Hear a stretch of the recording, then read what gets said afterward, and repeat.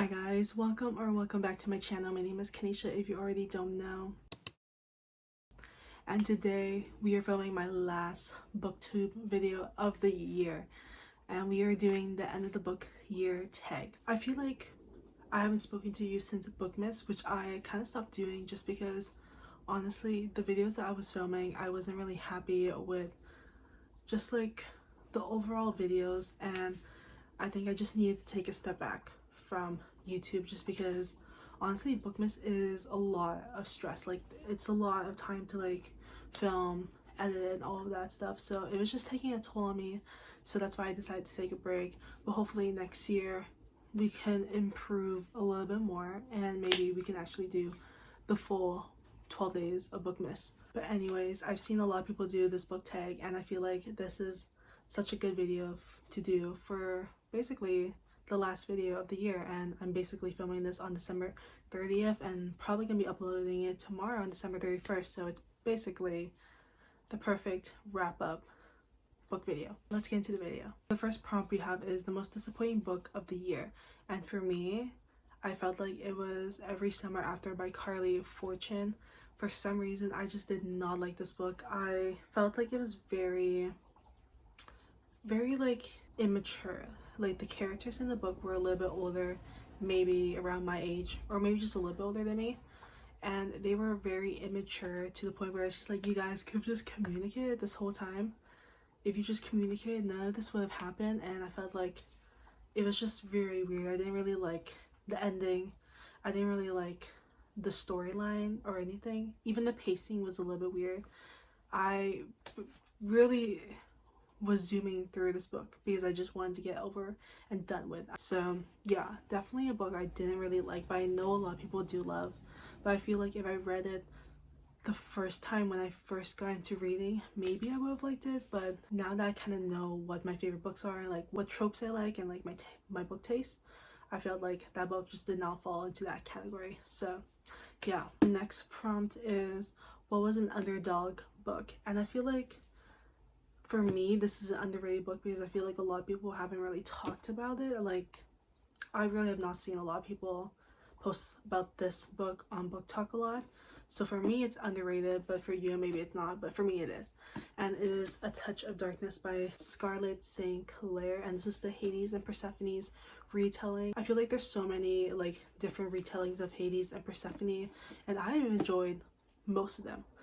I mean, I've only read 2 retellings, so I guess I can't really have a say in that, but for me I feel like they've done pretty well and I really like them, and this one was one of them. I wouldn't say this is a dark romance. I'm pretty sure it is labeled as a dark romance, but for me I felt like a dark romance means there's supposed to be dark concepts in the book, and there wasn't really any dark concepts in this book, so I felt like it was pretty tame. Obviously, if you know the story of Persephone's and Hades, Hades is the god of the dead and Persephone is the goddess of spring. Yes, spring. And I did do a reading vlog for this book, so if you want to go check it out, you definitely should. I think it's the video where I'm finishing my September TBR, so definitely check out. You'll see more of my opinions and reactions to this book.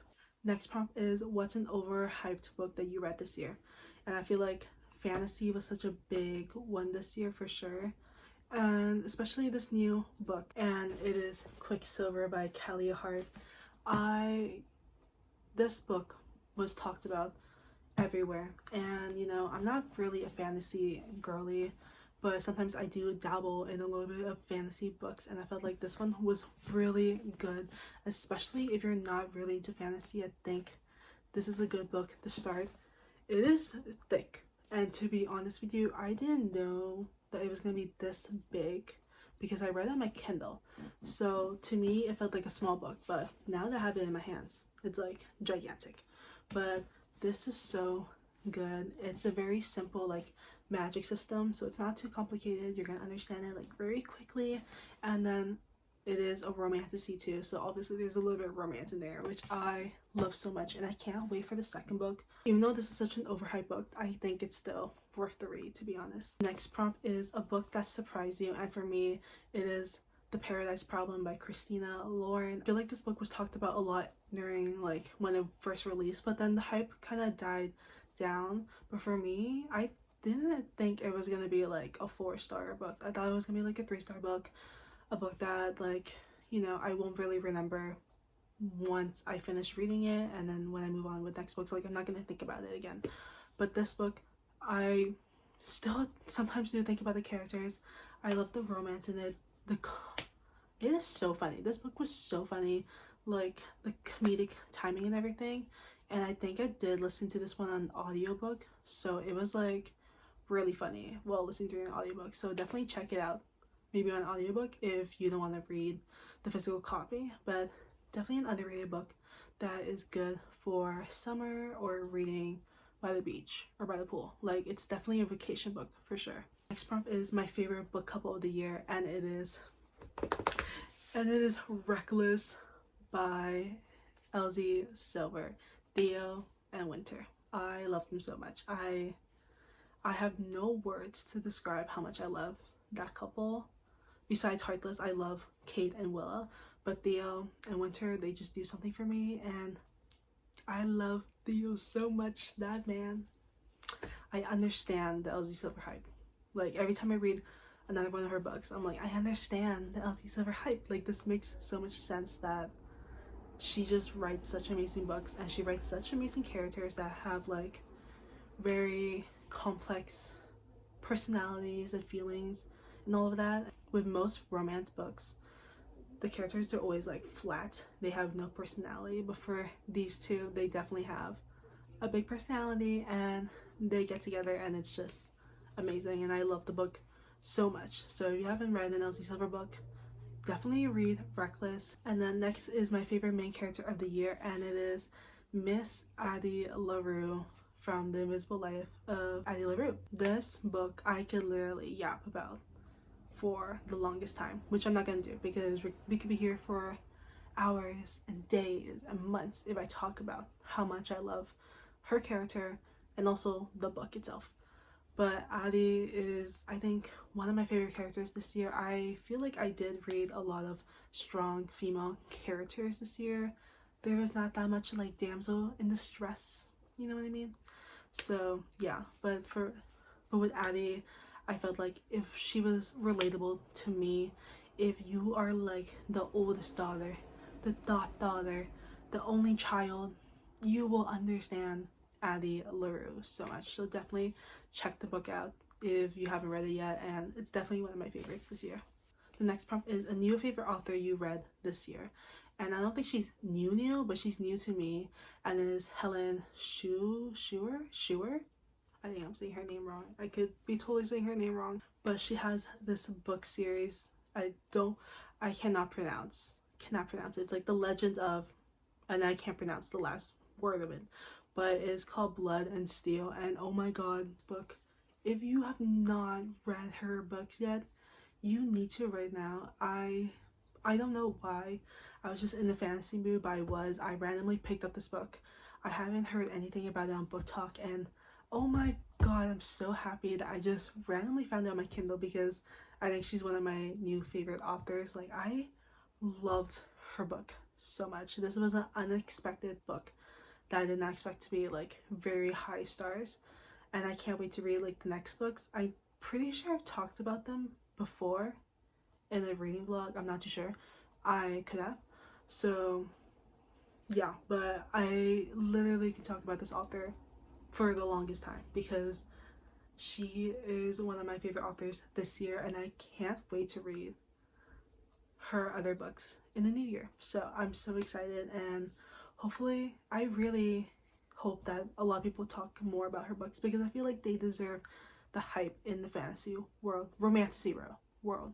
I'm not gonna say fantasy world just because a lot of people are picky about fantasy books being romantasies instead. So yeah, but definitely it was one of my favorite books, and I love all the characters in it. Like, every single character I loved. The next prompt is, what is the happiest book you read this year? And for me, honestly, it took a while to pick what is the happiest book I read this year, because I felt like I read a mix of sad books into it as well.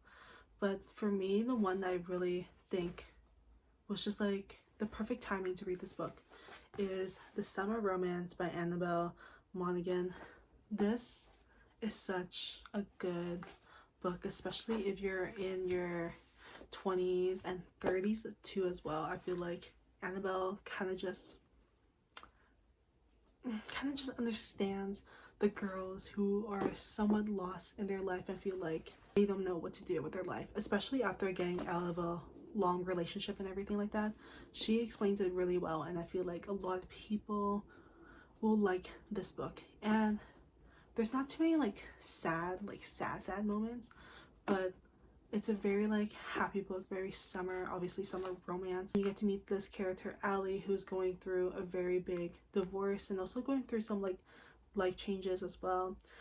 And she meets a guy who is a little bit younger than her, who kind of brings out her youth. I don't know how to explain that feeling, but it's just like a very happy feeling. The next concept, obviously, it would be, what is the saddest book you read this year? And for me, it is Firefly Lanes by Christian Hannah. This book is girlhood in a book. Oh my god, everything about this is just perfect. I know there is like the Netflix adaptation of this, but I don't think I'm gonna be watching that anytime soon, just because I don't want to ruin what I read in this book, because I felt like everything was perfect in this book and it had me sobbing my eyes out at like 2-3 a.m. You follow these two girls who are best friends at a young age, and they go through their whole lives together with some big changes and going into like two different directions of their lives, but they're still best friends at the end of the day. And yeah, the ending literally had me just crying my eyes out. Like, oh my god, this was just one of the saddest books ever. If you haven't read a Christian Hannah book yet, definitely check out this one, because this is like one of her other popular books, obviously, that has become a Netflix series. So a lot of people know about this one, but yeah, definitely check this out and read it. Next is the most frustrating book I read this year, and it is Saving Noah by Lucinda Berry. I didn't give a rating for this book because honestly I don't think it deserves a rating at all, and I don't really want to talk about this book too much because I don't know why I picked it up, and I regret my decision on picking it up because it was one of the worst books I read this year. And I know it should have been like the most disappointing book of this year, but this was like a frustrating book as well. Like, everything about the main character made me so angry. Every decision that she does, anything that she says out of her mouth, it's just horrible, and read trigger warnings for this, especially if you're a victim of SA. So yeah, definitely a book that I don't know how it got published. I really don't. Like, it makes me angry just talking about it. And then next is the best book adaptation of the year, and for me, I haven't read the book yet, but I watched the series and I love the series, and it is Maxine Hall by Mona Caston. And this was so good. It is on Amazon Prime, so definitely check it out. And I think they're gonna have a season 2 soon, so I can't wait. Everything about this is just like academic rivals a little bit, rich boy, kind of like lower middle class girl.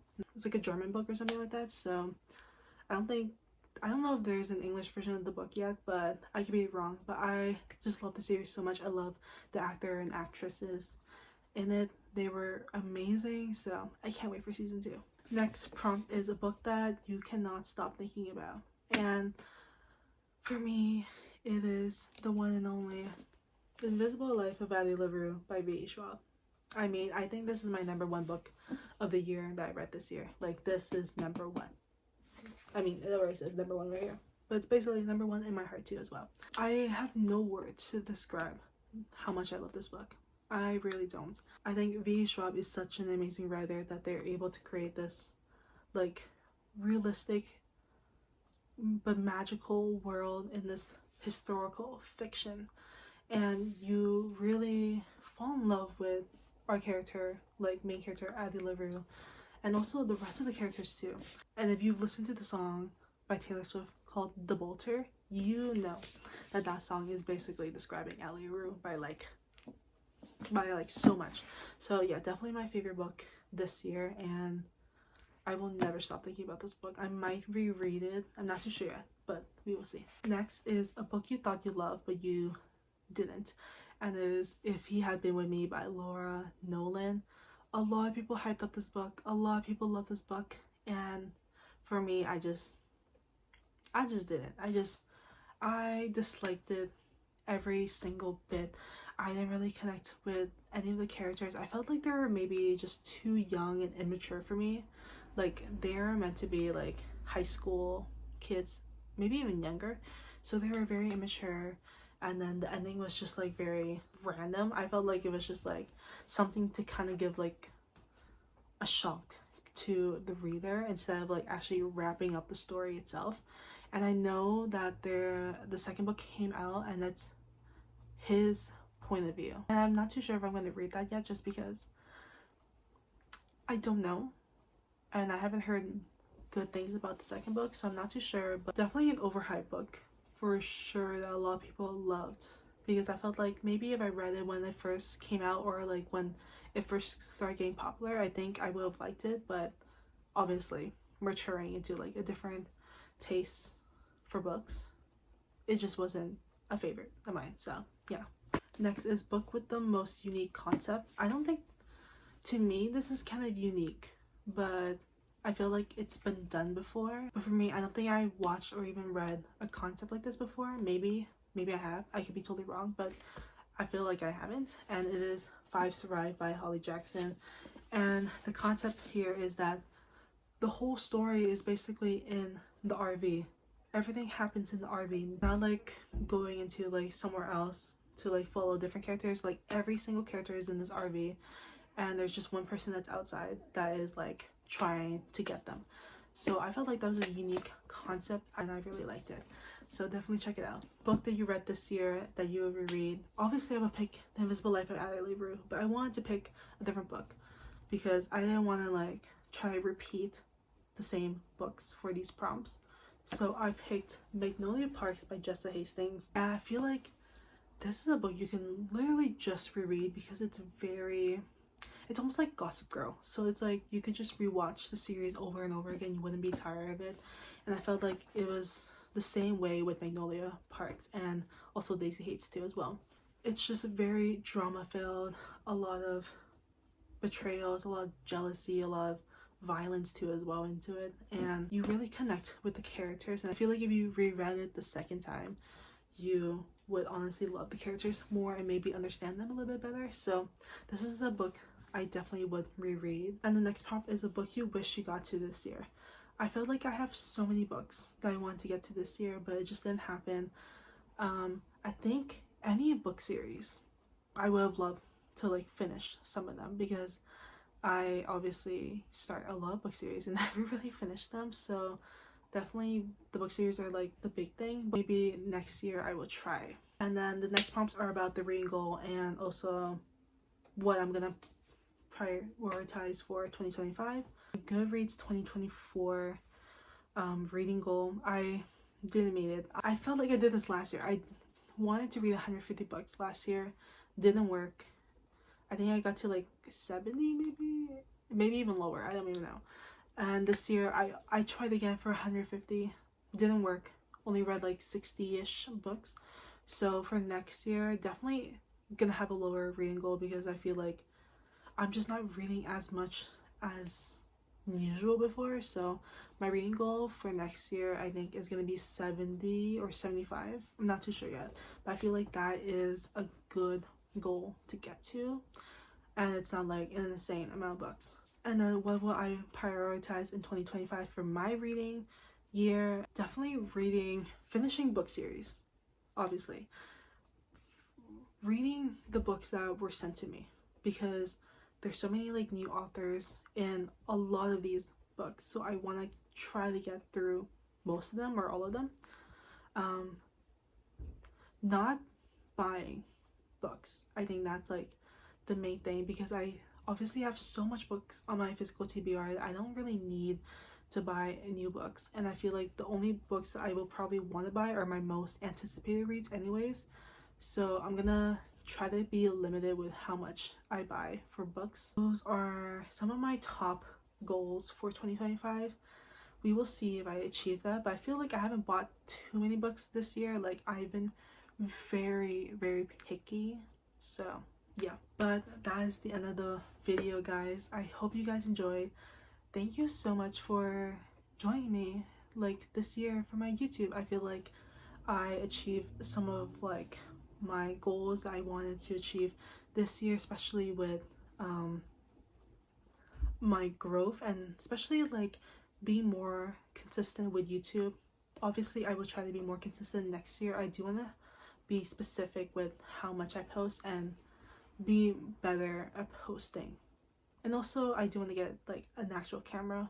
I mean, when I first started YouTube I had a camera but it broke and I'm just using my iPhone. So yeah, and thank you to all the subscribers who subscribe to my channel, because obviously none of this would happen without you guys, and I feel like it's been a crazy year and I can't wait to see what next year has in store for us. So I will see you guys next year. Hope you guys had an amazing Christmas and also have an amazing New Year's. So I'll see you guys next year.